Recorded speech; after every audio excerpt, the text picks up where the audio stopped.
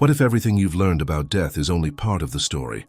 What if, behind the gentle narratives about the afterlife, there's a much deeper revelation than you've ever been led to believe? What if death isn't a portal to liberation, but a mechanism for repurposing? Most people never dare to question this. They prefer to follow the path presented to them, believing they are advancing towards freedom, when in reality, they may be walking straight into the oldest trap in the universe. The Gnostics had been whispering about this for a long time. They claimed that the world itself was not the creation of a loving God, but of an impostor, an arrogant architect, a false ruler known as the Demiurge.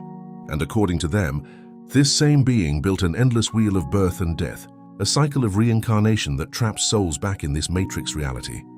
But here's the most important question. If life after death is a trap, what happens to you when you die? And more importantly, how do you escape it? This is not the kind of knowledge you'll find in a Sunday sermon or a flashy self-help book. This is not the love and light story of the New Age movement. This is knowledge that has been suppressed, buried and labeled as heresy, because if too many souls remembered it, the prison itself would begin to crumble. In this video, we will explore how the Gnostics understood death not as a gateway to freedom, but as the moment when the soul could be captured and recycled. You will understand why they believed that reincarnation is not the path of spiritual progress we have been told about, but rather the very mechanism of the trap and the hidden signs that reveal when you are being drawn back into it. Most people will never hear this. Most will continue walking towards the light without knowing who built it or why. Perhaps the Demiurge's prison is not confined to this world, but extends even beyond death itself, a labyrinth of mirrors, deceiving your soul into returning repeatedly, reliving life after life. What if death is neither the end nor the beginning, but the greatest illusion of all? Because the truth you are about to hear will not only change your view of death, it may give you the keys to escape the prison that has held humanity captive since the beginning. Long before our modern religions took shape, the ancient world teemed with whispers of hidden kingdoms, rival gods and secret knowledge. And among them, the Gnostics offered an unprecedented warning. In the desert caves of Nag Hammadi, Egypt, hidden until their discovery in 1945, lay texts that shattered the comforting stories told by priests and emperors. These were the Gnostic writings, fragments of a spiritual tradition that dared to assert, the world you see around you is not the true creation of the true God. The Gnostics spoke of a superior infinite realm, the Pleioma, where pure light and consciousness dwell. From this fullness emerged Sophia, the personification of divine wisdom. However, in her yearning to create on her own, driven by curiosity, desire, and a solitary act apart from the source, she gave birth to an imperfect being, the Demiurge.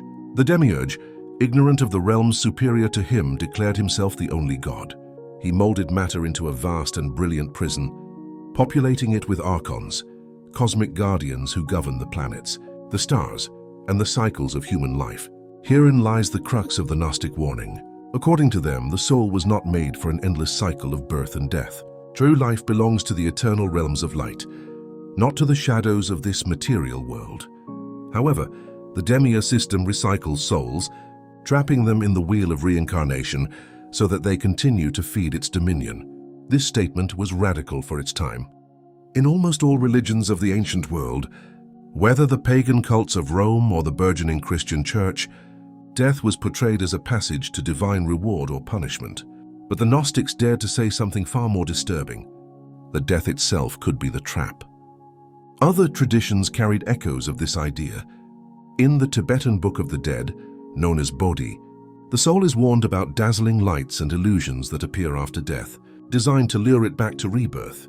Even early Christian thinkers considered the idea of pre-existence and cycles of incarnation, teachings later condemned as heresy. But why such eagerness to erase these teachings? Because the fear of death is the strongest chain of all, and once a soul breaks it, it escapes control. A soul convinced that it must return repeatedly to learn lessons will hardly rebel. But a soul that remembers that it should never have been made to be trapped, that it belongs to eternity, becomes dangerous. Dangerous not only to the rulers of this world, but to the Demiurge himself. The Gnostics saw themselves as exiles, wanderers in a falsified creation, carrying the spark of a forgotten origin. Their mission was not to perfect the cycle, but to liberate themselves from it. And their texts offered enigmatic instructions on how the awakened could navigate death without falling into the luminous traps of the Demiurge. And here is the deeper question. If the cycle of reincarnation is a prison, how does it maintain itself? How does the Demiurge ensure that almost all souls keep returning? And what signs reveal when you are being pulled back into your system? The answer may expose not only the hidden motives of the old religion, but also the illusions woven into the current New Age movement. Music. When your last breath leaves your body, when the world of form dissolves and suddenly you are weightless, free from pain, floating in a vast, luminous expanse. What happens next? According to countless near-death experience accounts, the first thing you see is a light, radiant, irresistible. It draws you closer. Loved ones appear smiling, calling your name. A feeling of warmth envelops you, and for a moment you are certain that this is paradise. This is your home. But the Gnostics would interrupt this scene with a warning. Beware, soul, for not all that glitters is light. According to their view, what many call the afterlife is often the portal that opens to the cycle. The tunnel of light is a construct, a luminous trap woven by the Archons to recycle you back into the cycle of death and rebirth. The comforting voices may not be those of your ancestors, but projections, illusions created to prevent you from questioning where you truly are. Gnostic texts never use the modern expression reincarnation trap, but they warn that souls, if deceived, could be captured and transferred to new bodies. Why? Because the demigod system feeds on return. With each incarnation, you forget who you are. Each life erases the memory of your divine origin. And while you struggle against pain, desire, fear, and distraction, the Archons tighten their grip even further. In modern parlance, this is exactly what many would call the wheel of reincarnation. Think of it as a cosmic game of hypnosis. At the moment of death, you awaken briefly, only to be lulled back to sleep. Just as a dream fades upon waking, the memory of your soul's freedom fades upon returning to the body. Gnostic texts often describe this in symbolic terms. The Archon hypothesis speaks of rulers who imprison humanity in oblivion. The Apocryphon of John describes how the Demiurge forged the prison of the soul, surrounding it with layers of deceit. Pistopia alludes to the perilous journey of the soul through realms of judgment and false lights. And yet ask yourself, why does the light seem so irresistible? Why do souls return so readily? Herein lies the genius of the illusion. It appeals to your deepest longing. The longing for security, for love, for belonging, and for reunion with the source. What better bait than the faces of those you loved in life? What stronger bond than the promise of reunion? But the Gnostics advised vigilance. They believed that beyond the false illusion lay a greater brilliance, the true light of the pleroma which could not be faked. In their cosmology, this brilliance belonged to the Aeons, divine emanations from the source, streams of living light emanating from the pleroma. For the Gnostics, knowing the difference between the false brilliance and the true light of the Aeons was the very key to liberation. The difference is subtle yet profound. False light dazzles and demands, while true light awakens and liberates. That is why we spoke of gnosis, direct knowledge, inner remembrance, because without consciousness, how could one distinguish the difference? And so the question deepens. If the Demiurge's trap seduces the soul with comfort and illusion, how does the cycle of reincarnation actually unfold? What forces pull us back into the prison of the flesh? And what is the true role of karma and judgment? Unraveling these mysteries is the key to our understanding. The questions may reveal the very knowledge that the Gnostics kept sacred and accessible to you, the hidden path to freedom. If the first part of the illusion is seduction, the dazzling light, the false reunion, then the second part is entanglement. The Gnostics taught that after death, the soul does not simply wander aimlessly. Instead, she encounters powers, the Archons who act as guardians. These forces question, judge, and weigh the soul, not to guide it toward liberation, but to bind it even more firmly to the cycle of matter. You've probably heard the expression life review. Countless near-death experiences describe people having their actions shown to them feeling their emotions relive, and being told they need to learn more lessons. But here's the hidden issue. Who is conducting this review? The Gnostics would say that this judgment does not come from the true source, but from the false rulers of this world.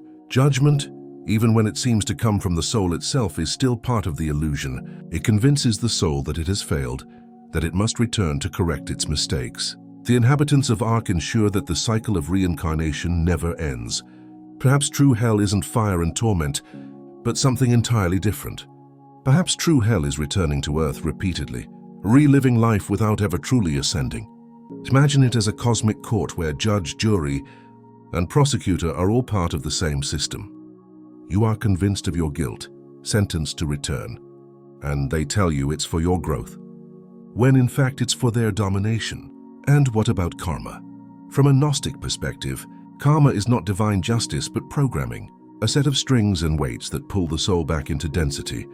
Every action creates echoes. Yes, but the system is designed to ensnare you in these echoes, keeping you orbiting in the same cycles. It looks like a school, but it's actually a cage. Herein lies the radical break with other traditions. Hinduism and Buddhism teach that reincarnation is a path of learning that ultimately leads to liberation. But the Gnostics reverse this logic. Reincarnation itself is the problem. Liberation doesn't come from playing the game well, but from refusing to play it completely. That's why they spoke of remembering secret words, hidden names and divine seals, mystical passwords that allowed the awakened soul to bypass the Archons. The first apocalypse of James describes how the soul, upon encountering these rulers, should not cower, but declare its origin in the realms of light. Only then can she ascend beyond her reach. That's the paradox. The cycle is maintained by ignorance, but the key is remembrance. The more you identify with the roles you've played, with this body, this personality, this history, the easier it is to be recycled. But when you remember that your essence comes from beyond the stars, beyond the Demiurge's domain, the illusion begins to falter and dissolves completely. How many times have you had a feeling of déjà vu, as if you've lived this life before? How many times have you felt that the world itself is scripted, repetitive, staged?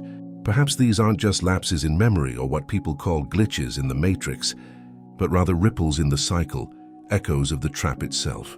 The question then is not only what the trap is, but how to escape it. How can an awakened soul navigate death without being drawn back into the vicious cycle? The Gnostics believed that the answer to this question might be their most important teaching. So if the trap of the Demiurge is real, if death itself is the gateway to a recycling system, what can you do about it? The Gnostics never intended this knowledge to be abstract. It was a map, a guide for those who dared to awaken in a world of sleep. And the first step is not to wait for death, it is to remember. Now ask yourself, who am I beyond this body? Beyond this story, beyond the roles I play? Each time you remove a layer, the control loosens. For the Demiurge can only imprison that which identifies with form. She can only imprison the self that vibrates at the same frequency. The self that clings to labels, fears and unfinished desires. That is why the Gnostics spoke of cultivating gnosis, direct inner knowledge, meditation, prayer, deep contemplation, even moments of silent awareness, observing one's own thoughts. These were not empty rituals. They were training grounds, rehearsals for the soul. When you learn to be present in the now, you are less likely to be deceived by the dazzling illusions of the future. Here's an exercise. The next time you close your eyes, imagine the tunnel of light before you feel its pull. Listen to the voices calling. Then ask yourself, is this true light or a projection? Practice discernment. Feel the difference between something that dazzles and something that awakens, between something that demands and something that liberates. This inner exercise plants seeds of remembrance that can blossom when the time comes. The Gnostics also whispered about passwords and seals, symbols of inner authority. You may not need literal secret words, but you do need recognition. Recognition that you are a child of the infinite source, not a subject of the Demiurge. Recognition that you belong to the Pleioma, not to the prison. This recognition, firmly held, is itself a key. Therefore, live as if you have already overcome the trap. Free yourself from cycles of fear, from the relentless pursuit of external validation. Practice this by detaching yourself from earthly things.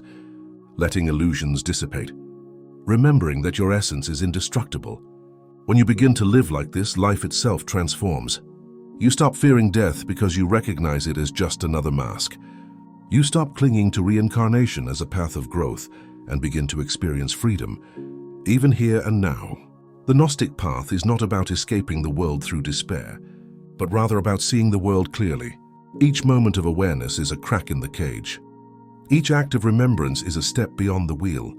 Therefore, cherish this question: would I recognize the false light? Would I walk towards it or look beyond it? Don't answer it once and forget it. Take this with you. Let it shape how you live, how you see, how you choose. Because the training ground for liberation is not tomorrow.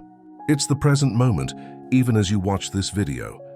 And if you've made it this far and would like to delve deeper into these mysteries, I've created a free ebook called Escaping Illusion, a Gnostic guide to mastering reality. Within this book, you will discover practical insights and hidden teachings that will help you sharpen your perception and transcend the illusions of this world. You can download your copy for free. The link is in the description. For centuries, we have been told that death leads to heaven or hell, but the Gnostics revealed a more liberating truth. Both are illusions created to lure the soul back into the cycle. We trace their ancestral teachings, from secret texts hidden in desert caves to the whispered warnings of mystics who refuse to bow to the rulers of this world. We explore the illusion itself, the false light, cosmic judgment, the endless wheel of karma, and discover how consciousness, memory, and intuition become the keys to freedom. But as the Gnostics remind us, no one can walk this path for you. No priest, no guru, no belief system will break the cycle. The only thing that can tear the veil is your own awakened recognition. The question is not what happens after death, but who you will be when it arrives. Will you follow the comforting voices without questioning, or will you pause to reflect? Will you be carried away by the light of illusion, or will you turn to the higher light that transcends it? Perhaps the way you live, the choices you make, and the consciousness you cultivate each day are the key. All these factors play a crucial role in determining whether your soul will be deceived by the false light, because the soul that remembers cannot be imprisoned. The soul that awakens cannot be deceived. And perhaps that is the greatest secret of all. The prison has never been stronger than your own attention. The moment you turn it inward, the walls begin to crumble. As you finish watching this video, take this thought with you. Death is neither the end nor the beginning. It is a test. And the key has always been within you. To remember is to awaken. To forget is to return until the soul remembers its truth. If this message touched you, share your reflections in the comments. What do you believe awaits us beyond the veil? And if you found this exploration valuable, remember to like this video and don't forget to subscribe to our channel, The Gnostic Code, for more in-depth analysis of hidden wisdom. Stay awake, stay conscious, and ask yourself, when the light appears, will you remember? For the journey does not end in the grave. What comes next is a test of memory, courage, and recognition. Only those who still possess the inner flame will be able to overcome it.